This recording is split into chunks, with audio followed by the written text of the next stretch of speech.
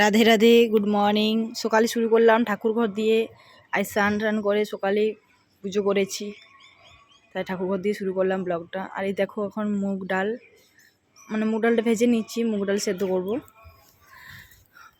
মুগ ডাল আর রুটি সকালে ব্রেকফাস্ট একবারই করছি, দুপুরের জন্য হয়ে যাবে, ওই জন্য একটু বেশি করে নিচ্ছি।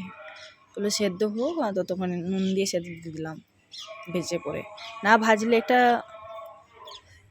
স্মেল সেটা ওঠে না, স্মেলের জন্য ভাজলাম। মেয়েকে স্নান করাবো বলে জলটা গরম করে নিচ্ছি। আর জল খাবে, ও গরম জলও খাবে, ঠান্ডা লেগে গেছে প্রচণ্ড। আর এই দেখো রান্না বান্না হয়ে গিয়েছে আমার। এই দেখো চাটনি, এই চাটনিটা খুব ভালো, আমলকির চাটনি। আমাকে একটা আন্টি দিয়েছে এখানকারই, ভীষণ টেস্টি। আমার মেয়ে দেখতে এসছে আমি কি করছি। তো দেখো ভাত করেছি আজকে, আর তোমার পাঁপড় ভেজেছি, অনেকগুলো খাওয়া হয়ে গেছে, অল্প রয়েছে ভেজা ডাল, আর তার সাথে রয়েছে চাটনি, আর এই যে ঢেঁড়সের তরকারি। তো আজকে ছিল এই মেনু। তো খাওয়া দাওয়া কমপ্লিট করে দুপুরবেলার দিকে এখানে সানাই বাজছে, এখানকার বিয়ে, এরকম সানাই বাজছে। তো সেটা দেখতে বেরিয়েছিলাম।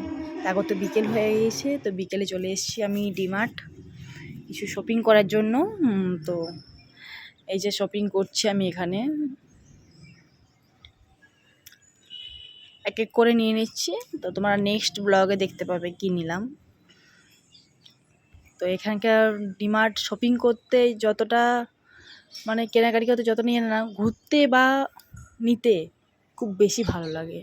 সত্যি শপিং মলে কেনাকাটা করা এটা আমার স্বপ্ন ছিল, তো এখন সেটা করতে পারছি।